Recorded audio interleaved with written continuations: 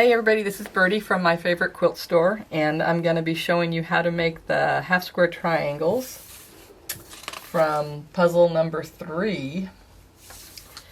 And we're doing the blue version. So you've already cut your squares, and they're cut at 5.5 inches. So you cut your strips and then you cut your squares. So the first thing you do is you take the lighter fabric, and that's fabric E, and you turn it over, and right down the middle you're going to draw a diagonal line. And I like to do it on, this is an old mat, but I like it because it's got, you could tell it's been used a lot, but I like it because my fabric kind of sticks to it, so it's not going to shift when I'm drawing my line, okay?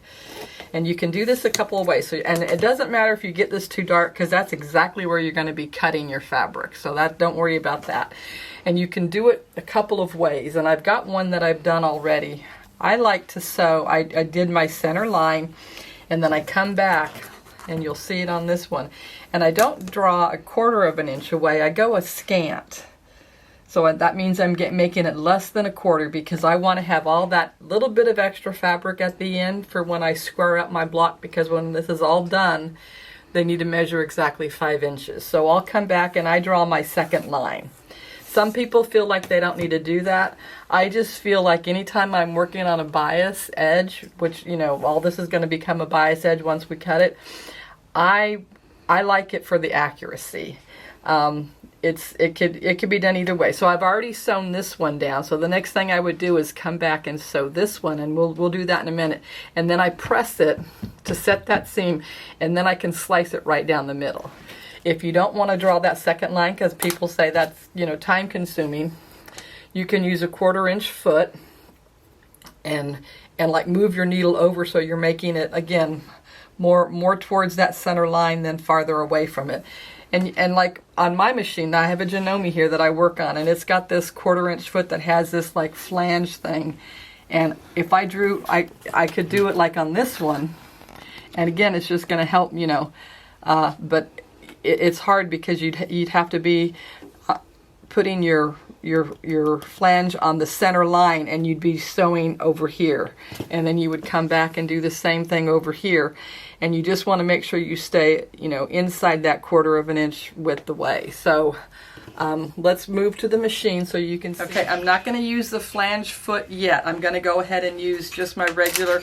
I'm going to set my machine to a 1/4 of an inch stitch. Actually, you know what? I don't need to do that. I'm sorry. I can just go back to, since I've got my line marked, I don't need to worry about that. That's the other reason I like this.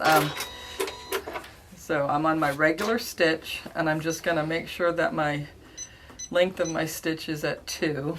Okay, so I've already sewed the one, so I'm going to be sewing the one over here. And I like to put my needle down to where it's close to, it's down but not all. Okay, so now I'm ready to sew, and I'm just going to sew straight on that line, and then I'm going to show you, I want to get a close-up of what this looks like so you can get a real good idea of how this works.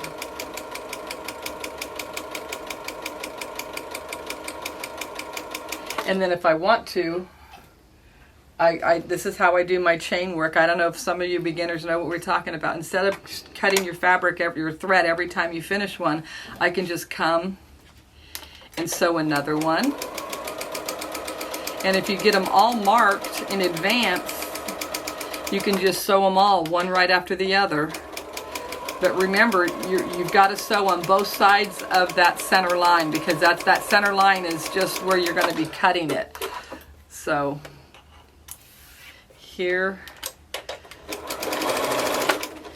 but if I was going to sew all these together, I would just keep going and going until they're all cut, all sewn and everything. Then I cut it apart, and then I'm going to come over, I'm going to press both of these because I like to set that seam before.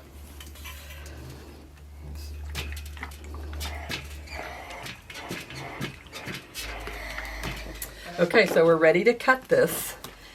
And again, we're just going to slice it right on that center line.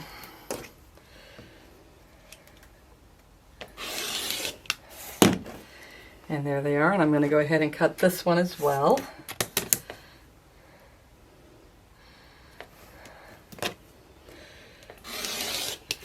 Okay, and then we're going to go to the iron again, and we're going to press this open. And I always like to warn people because this whole center thing is on the bias, so it's very easy to stretch your fabric.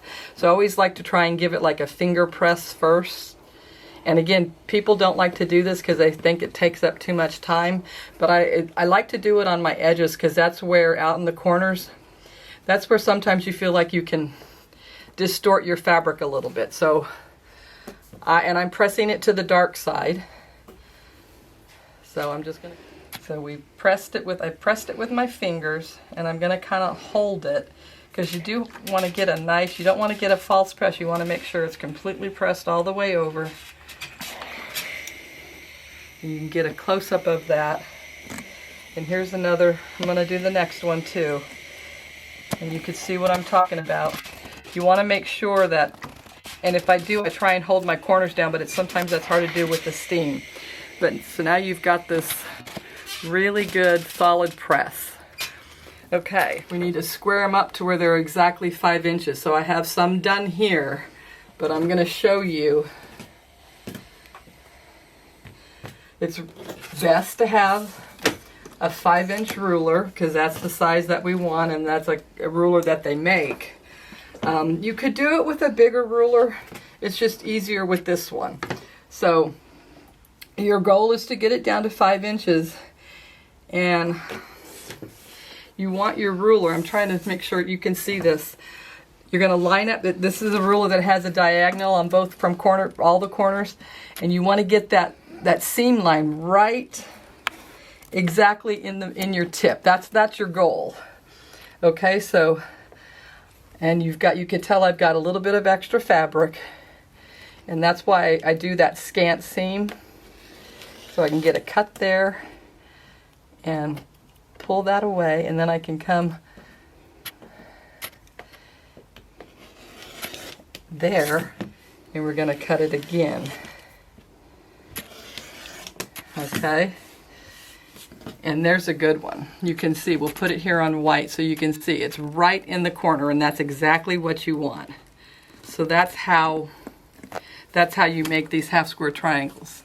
Showing up. Okay, the other thing, like I said, if you don't want to draw those double lines, I've got one more sample here I could show you because I want to show you what it would be like. And when I pin these, because I don't know if you, but you know me by now, you should. I pin just about everything I sew. Sometimes I sew over them, and sometimes I take them out. So, but let's see. And even if you have a 1/4 inch foot, but you don't have that flange, but you could tell my needles, it's now a 1/4 inch. But remember, I want to do a scant, so I'm going to move. Okay, so I know that I'm getting. So I'm going to make sure that I stay right on that line. So I'm going to come back to the front end of the fabric, and we're going to sew this one.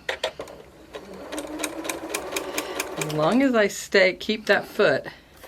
And the one reason that I don't like to use this foot on this machine is that I feel like there's more pressure on the pressure foot, and sometimes that can distort fabric. So that's why I'm going to go slow on this. And I am going to leave my pin in because I feel like it's pushing it a little. I can tell by looking at it. And I want that fabric. Okay, yeah, we went over the pin there, so we're good. And now,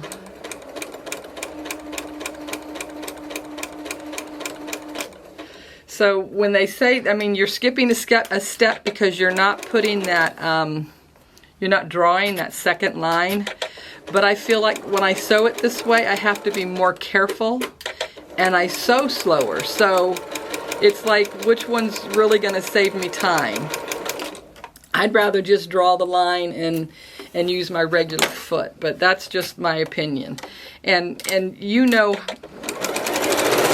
better than me about how you can sew or whatever, but this again, so if I took my ruler, see, and that's what I don't like, is because I moved my needle over when I put it on my 1/4 inch foot, and I moved it over to the right as far as I could, and I still feel like that's too wide. So I wouldn't do this. I wouldn't use This is just a sample for you all, but as far as I'm concerned, it's too far over, so I wouldn't even use it. I'd rather, for me, I already know the best thing for me is to draw the second line to where I can get a true scant, because if I drew a scant, instead of, here's where my stitch took me when I used that flanged foot, and I wanted to be more like right over here, and that's almost not quite an 1/8 of an inch, like a 1/16 of an inch more, and that's where I wanted to be, because I want that little bit of extra fabric when I'm going to go to do, when I square everything up.